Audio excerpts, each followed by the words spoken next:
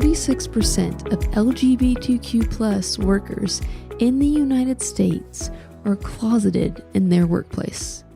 This is according to Dina Vitas and Liz Cooper, A Workplace Divided, Understanding the Climate of LGBTQ Workers Nationwide through the Human Rights Campaign 2019. I'm Britany Schweitzer, and this is Calling BS, an LGBTQ plus business workplace podcast.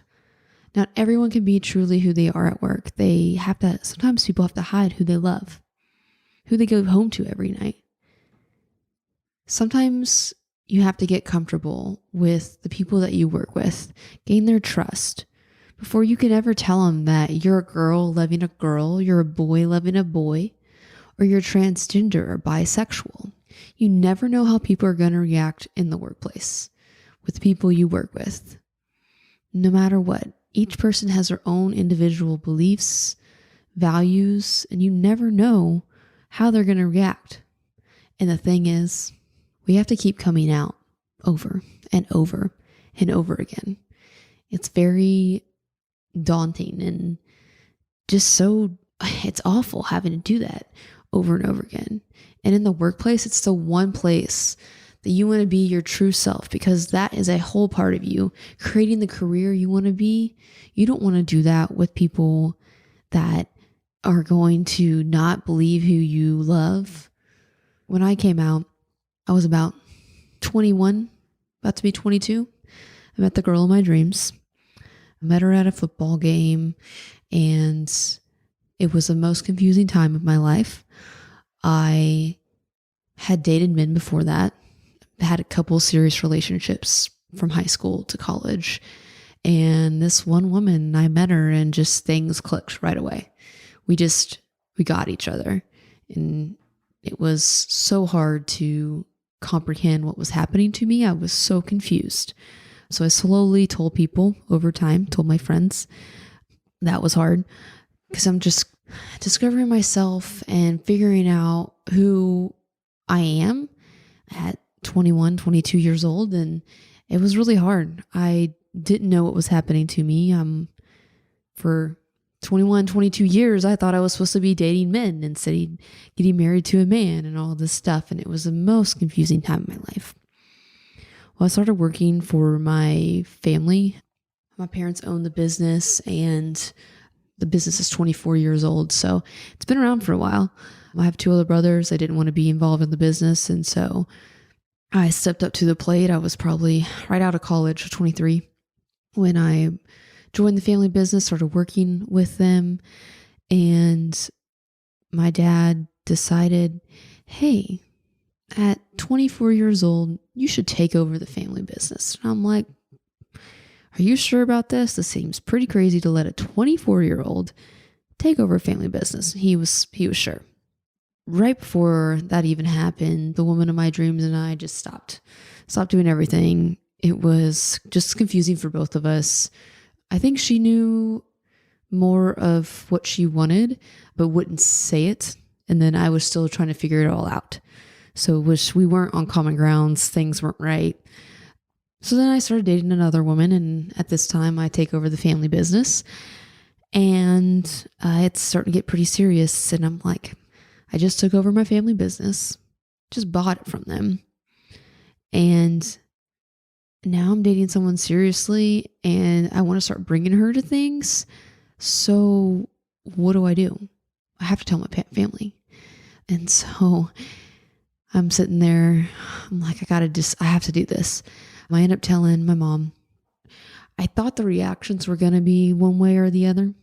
I thought my mom was just going to be there with open arms and whatnot. And my dad would have been, oh gosh. And honestly, but the biggest fear was my parents were going to take the company that they just sold to me 2 months prior.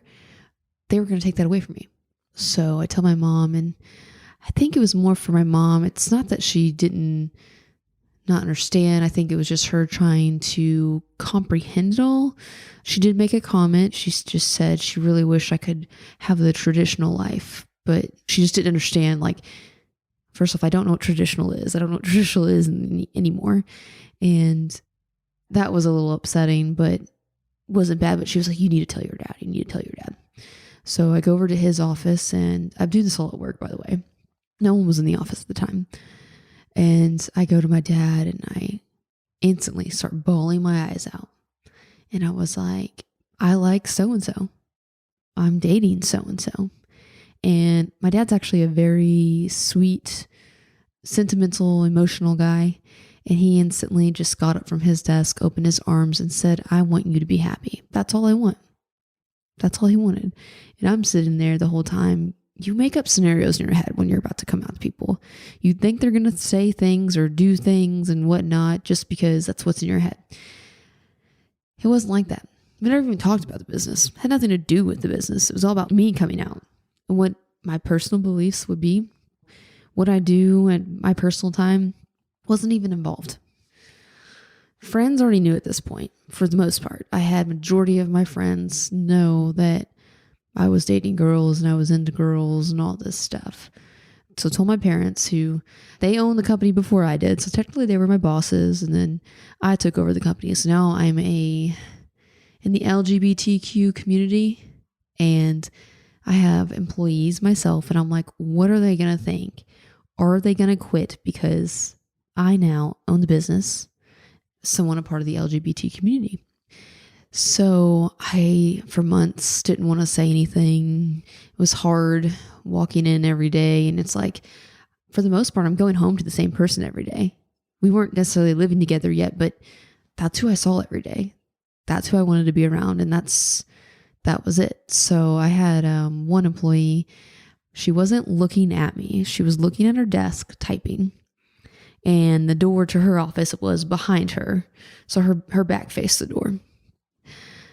I was like either walking by or going to lunch, something like that. And she was like, so how are you and so-and-so?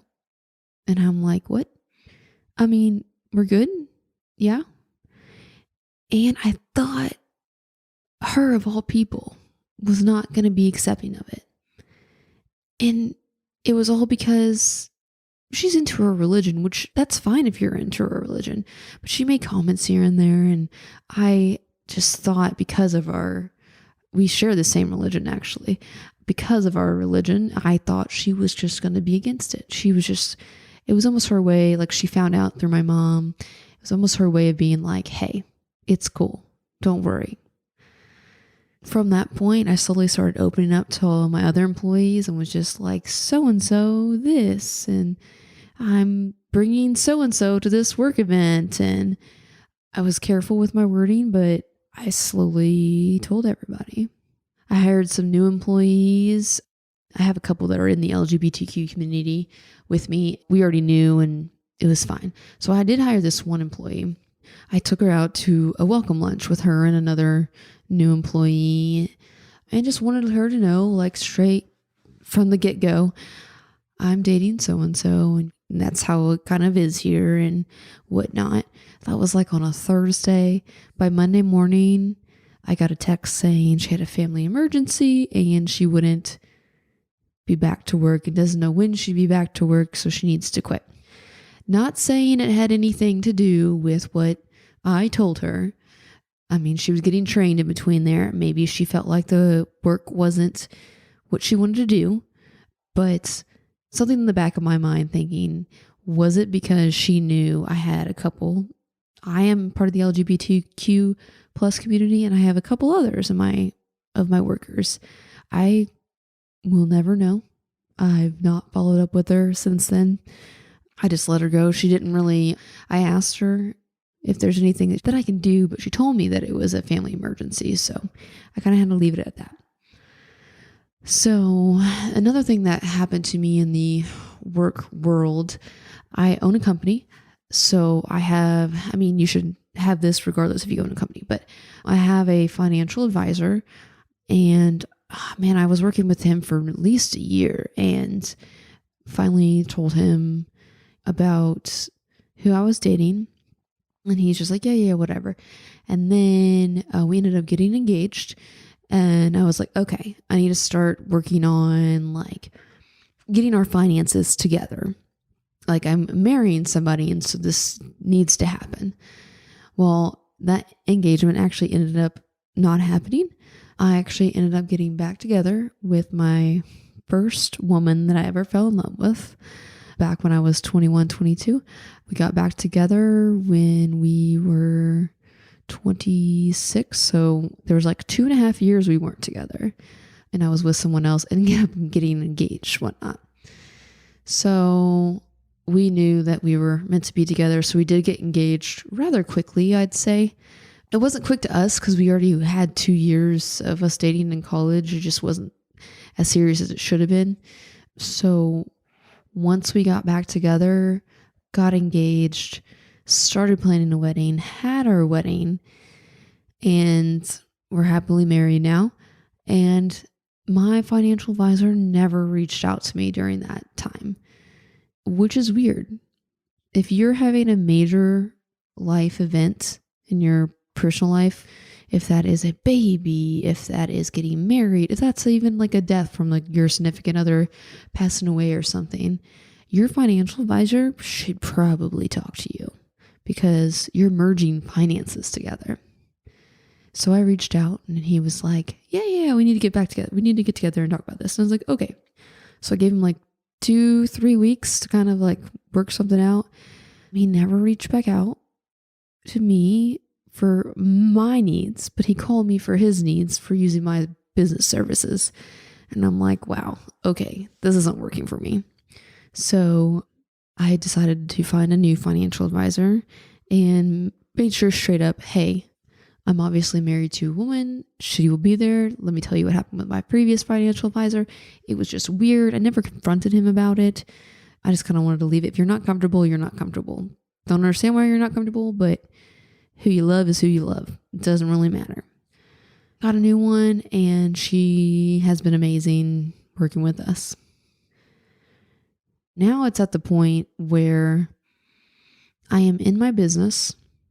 I have come up to my employees, started coming out to other people within the industry who I work with, mainly vendors that are maybe here locally, but my company, we're nationwide, so I have vendors across the whole nation. And so I've only come out to a couple of them. So the biggest thing that I've done for my company so far, I just got this recently too. I just became LGBT certified. So that is through the NGLCC, National Gay Lesbian Chamber of Commerce, or something along those lines. And I just want to be out and proud of who I am and stop hiding in the workplace. I think it's so sensitive in the workplace. We deal with people that are so judgmental. You never know how someone's going to react. You might work for a company that says, oh, they believe in diversity and all this stuff and we're accepting. And in reality, you might have a manager that's not accepting of you.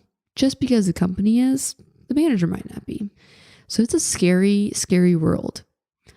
And when you're going to somewhere that you spend majority of your week at, you're spending 40 plus hours if you're working full time at a company, you want to feel comfortable. You want to feel like you can come into your work every day and talk about what you did over the weekend with your wife, with your husband, with whoever. You want to be able to openly tell them, this is what I did. I'm just listening to this fun thing. So blah, blah, blah, blah. And it's hard. I mean, how many times do we have to come out? There's not even a number to it. I talked to one of my friends. She's in the LGBT community. She ended up marrying a man though, but she's still in the community. Coming from that now, she's like, wow, from this point of view, I've never realized how privileged I am to walk around and be a straight looking couple. Her husband's great. He's great with the community as well. But yeah, she's like, straight people walk around with a privilege. People don't ask them, hey, are you straight? You just assume. But for the LGBTQ plus community, they have to come out every single day. I mean, if I just walk outside and go to the store and I'm holding my wife's hand, people can be in shock. I go to a conference and people are like, oh, is your husband there? No, my wife didn't make it. She's coming down tomorrow or something like that. So it's just different. You want to feel comfortable with where you work and who you work with. It's hard. So I finally come to the point now where I'm a successful business owner. I'm part of the LGBTQ community. I also have my women's certified business owner certification. So it's like, what's the next step for me? The reason I started this podcast is because I never realized in the first 4 years of me owning the company that I was going to be so scared to not tell people besides people I worked with. And it took me time to tell people I work with, who I employ. It took me time. I mean, they all ended up coming to my wedding. It wasn't like that happened overnight. I had to slowly come out to them. And now I'm at the point I am tired of hiding within my workplace. I own the company. Like, I own the dang thing. It's time for me to express who I am. So I have my LGBT certification and it's posted on my website. It's going to be on my email. I have the women owned, so next to it's going to be the LGBT. And this is the first year I'm going to have my company in our local Pride Parade. I've never done that before. So it's a freeing feeling to just be out and be yourself within your workplace. I mean, I never realized how much I held back from that. And this is the year. 2020 is the year for change for me. And I can't wait. Moving forward with this podcast, I'm going to bring special guests on here and they're going to talk about their experiences within the workplace. I mean, it can be if they had discrimination, just coming out, being who they want to be in the workplace and how hard it actually is. I'm in a very professional industry. It was mainly older white men. It's definitely changing in the last 2 years. I've realized the change when I go to the conferences. It's definitely a lot more women are there, which is great. And then I ended up meeting another LGBTQ member, and I wouldn't have known that unless I kind of just asked her questions and I phrased them. Like, she said something about her partner, and I'm like, oh, okay. So like something about your partner. And then she was finally like, my wife. And I'm like, oh my gosh, thank God someone else in this industry is, which, there's probably more than I realized. There's like 1,000+ people in my industry, but you just never know. I want to hear your stories. I want to hear you tell me about things that happen in your workplace. If they're awful, if they're great, I want to know about them. And I will be reading them to share to the world, and they can be anonymous. I'm going to make them anonymous unless you tell me otherwise you want to release your name. I want to let everyone know that the workplace, it's coming around, but there's still a lot of discrimination and stuff within the workplace with LGBTQ members. And I feel like our voices need to be heard.